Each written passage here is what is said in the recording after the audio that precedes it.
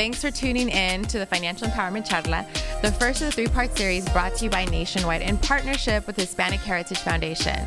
Today, we're going to be talking about money management best practices. I'm Natalie Torres-Haddad, financially savvy Latina, and I'm here with Tanya Menendez, co-founder and CEO of Snowball Wealth. Yeah, so we're excited to be doing this conversation, this charla, because we need to have these tips on how to just better manage our money. And we often get many questions along this topic. So the first one I think would be fun to talk about is how do we become financially healthy, become savvy in our sense? Would that be through saving an emergency fund? And what is that? And what does that look like?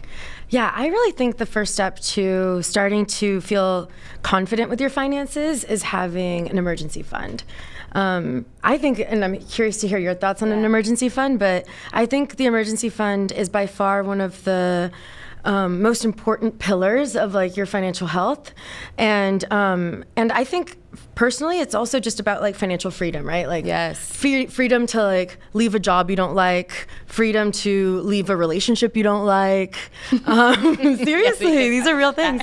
And then also just being able to do your own projects. And most importantly, if there's ever an emergency, being able to not feel like you have to, go into extreme circumstances in order to continue to live your normal life. Yeah, it's like this fright mode you're in all the time when you don't have anything as a backup, right? Yeah. An emergency fund for me, I always think of as just kind of that, the safety net that some of us need. And sometimes it's having those options, right? Yeah. And for me, I think everyone, if you talk to different people, they'll say emergency fund can look like 3 months, maybe 6 months, a year. I'm interested to hear what you would like to say, because I think for me, 6 months is the comfortable aspect that we like to tell people, because you think about what if you do lose your job? What if you get sick or you have to, you can't work? So those are the things that you need to have in order to feel a little more secure and a little bit knowing that you're going to be okay after this crisis or whatever is going on in your life. What do you normally say? I think that 6 months is the goal. Yeah. But I do think that when you are still living month to month, or sometimes you're in debt, it's hard to even imagine how you can get to 6 months of savings. And when we mean 6 months, it's 6 months of living expenses. Right. So what I suggest when I talk to friends or people that I coach is start off even with $100. And so if you're at zero, just like start with $100 and start off by opening up a separate bank account and putting it in a separate bank account away from your daily expenses. That you're not going to be touching, right? Exactly. Because I know many of us, and this has happened to me as well, where it's like, oh, you're starting an emergency fund, and what happens is you're like, oh, you know what? Something just happened. I need that money, and so if you start depleting it every month, and $100 I think is doable for a lot of people. And those that are listening or watching this are thinking, I can't even do $50. So it's like, well, start with something that will help you. The whole thing is that you're doing this new habit, right? That you're putting the effort of every month that I'm going to save at least $100 in order to have that. And living expenses can be what? Like your rent, your food, insurance, right? That covers all that, and anything that could be your daily in order to live, right? So the scarcity, not necessarily the luxury items that you might have to deal with that for the 6 months, right? Yeah. and then I think like it's good to start with 100 and then set little goalposts for yourself. So $100, then maybe it's 1,000, and then maybe it's 1 month of living expenses, and then it's 3 months, and then you can get to the 6 months. But you can't go from 0 to 6 months overnight. That's amazing. Can you share with us like maybe 1 or 2 tips on how you start saving, how you budget? What are the best things that you do?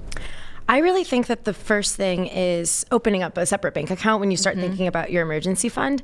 And then it depends. I like to do small tricks in your mind. So like little hacks. Like I think that automatically depositing every week is a really good tip. Some people do every month, but I think every week is good so that you don't feel it as much. Right. And that's directly from your account, right? That's taken out from your whatever your pay is monthly, right? Exactly. So that's one of my first tips. What about you?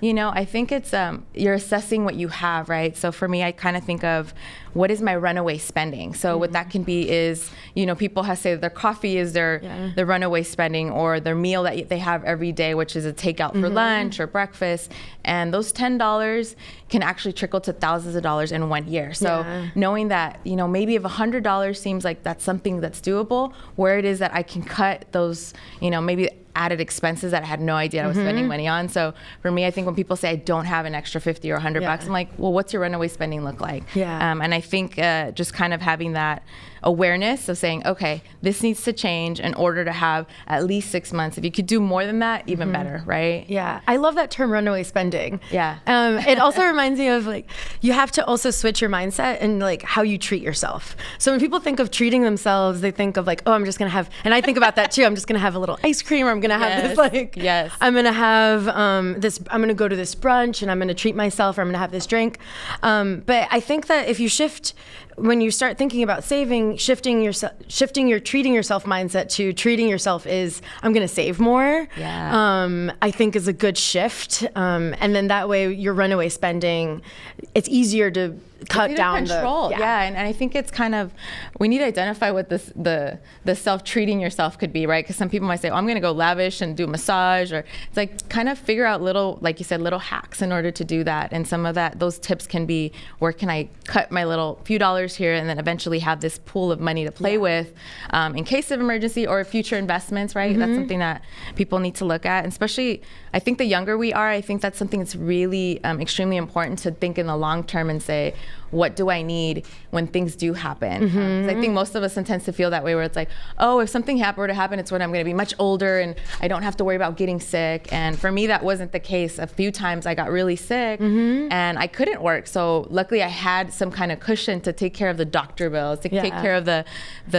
rent at the time, or the mortgage. So I think it's something crucial that we need to have more of that conversation, right? Absolutely. Yeah. And I remember the first time I saved up 6 months of living expenses was when I was preparing to quit my job. Oh, wow. And so I was like, I really have to take this seriously. Yes. And that's when I started coming up with all these like smaller tricks to begin like saving and forcing myself to save.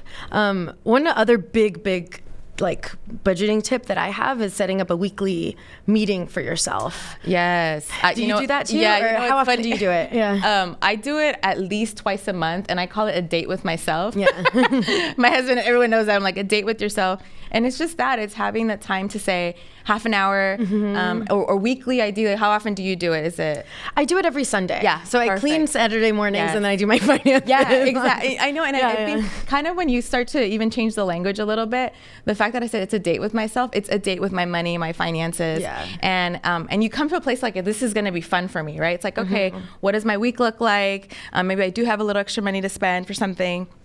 And you just kind of have this relationship to money, right? And I think when we think about planning it, looking at our expenses, whether you're using something online, whatever apps you might be using, or just going through your bills, I think it just brings that kind of the sense of, I have my finances in control. I know exactly how much I owe. I know how much is coming in. And then expected those things that you're like, oh, you know what? My car just broke down. There's some kind of extra money I'll need for that. But having that time, and I always do it like a spa-like environment. People always think like, what do you mean spa? So there's like the candle. I have my tea, my like calming tea, the lavender tea or whatever it might be.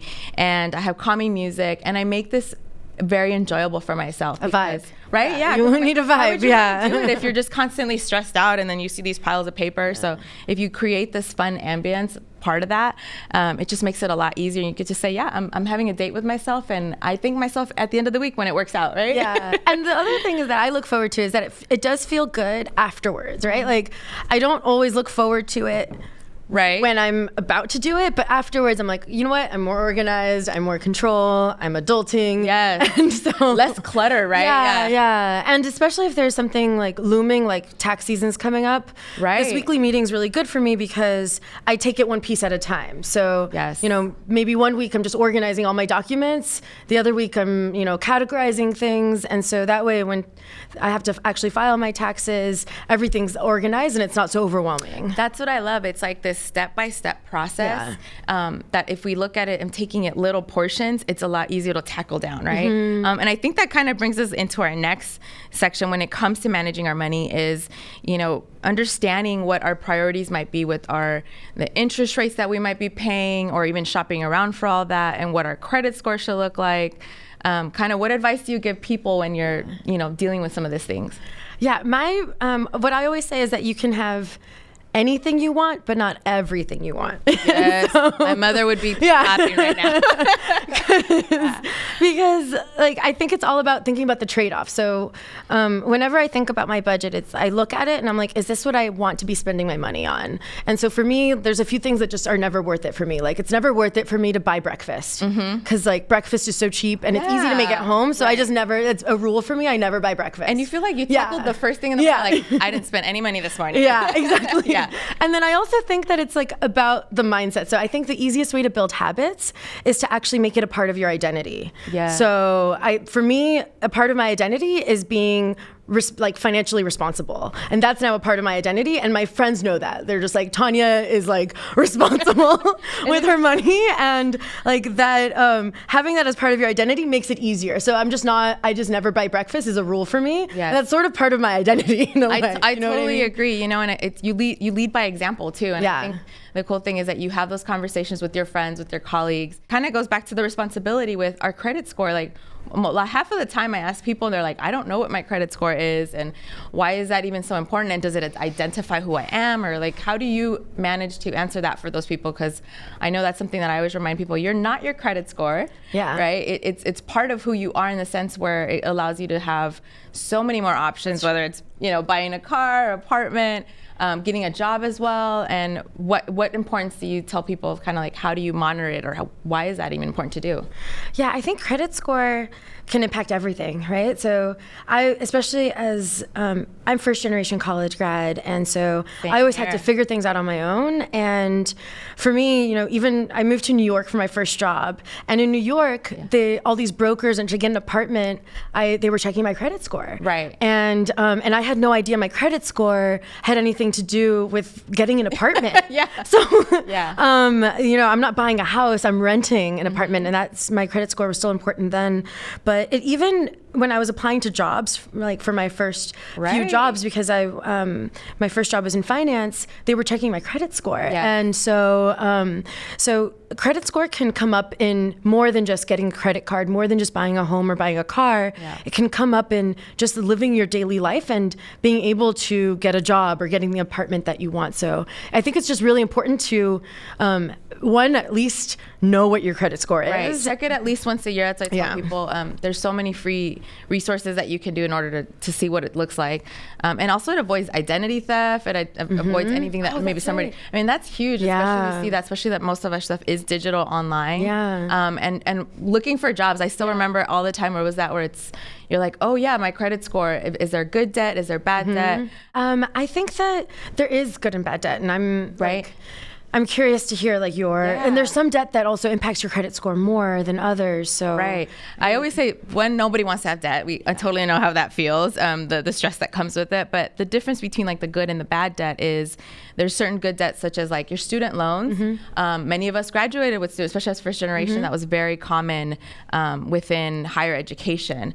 And having student debt, they look at it as, oh, you invested in yourself, and either this investment in yourself is going to get you a better job, a better career, hopefully help you manage and learn how to manage your money. And so I think that's something I always think about. It's like, well, your student debt can be maybe your home mortgage, something that you have invested in. But when we look at bad debt, it's like the credit card debt, it's the personal loans that you're taking out, or even if you're not careful with your car loans, just have you had a bankruptcy before? Have you not paid your rent on time? Because all these little things that do start making your credit history affects the good and the bad. And so when there is a difference between the two, I let people, and especially recent college grads, and say, student debt is okay, but make sure you control all the other debt that is considered something that's going to lower your score. Right. Yeah. And one thing I do want to say, because when I was 18, I got into a lot of debt. I think I shared this with you before. Yes. I got into a lot of debt, and I did not have a good credit score when I was 18. And this was before I was really focused on making being financially responsible part of my identity. Right. And so I didn't have a good credit score. But what I learned from that was that, you know, your credit score can change. And if you're patient and if you work at it, and like you can see progress. Even within a few months, you can start to see progress. And so if you're listening and you don't have a good credit score right now, that's okay. Yeah. Just start taking the first step. The first step is like looking at it and facing it, and then just start doing a to-do list. What's the first thing that I could do today to start improving your score? And usually that's like utilization, or like how much, you know, how often you're paying your bills on time, you know, the debt that needs to go down. And I think that's something that when people are hearing this, not to feel ashamed, we shouldn't feel ashamed about our credit score. It's part of our journey. It's part of whatever's going on in our life. So it's a reflection of it. It doesn't necessarily say you are your credit score. Saying, okay, you know what, I can be at the top tier, which could be anything above 740, because then you get most likely the best interest rates, and say, where can I make sure I'm cutting down on the debt that I have, and where can I apply for good credit cards, or what's something that's going to help boost my score, because it does take some time. It's the moment you mess up, it's like it's going to take longer to recover, right? Yeah. But I think just taking the first step to wanting to change it and to start taking control of it, I think is really like the best thing that you could do. Yeah, and there's so many online resources that people can take advantage of. I think that's something that I think if more people kind of keep that in mind, it's like, okay, my credit score can be good at one point. Yeah, and we'll be sharing some resources on HispanicHeritage.org too. Yes, absolutely. And I think people should be able to check that out, because, I mean, there's sometimes you feel overwhelmed by so many online apps, or, you know, so it's nice to be able to go one place that you can find this.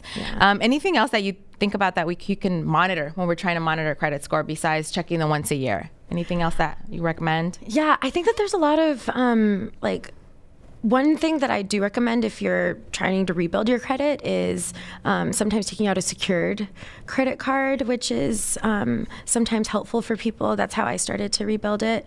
And the other piece is disputing some of these charges that sometimes there's errors, and sometimes you deserve a better credit score. Yes. And so knowing that you can dispute it is and I think that's the biggest surprise. People are like, I can tell them this is an error that, you know, everyone makes mistakes. Organizations, banks, they make mistakes all the time too, or you're double charged, or someone tried to use your identity. So knowing that you have these rights. All right, so Natalie, what are your top 2 tips for budgeting?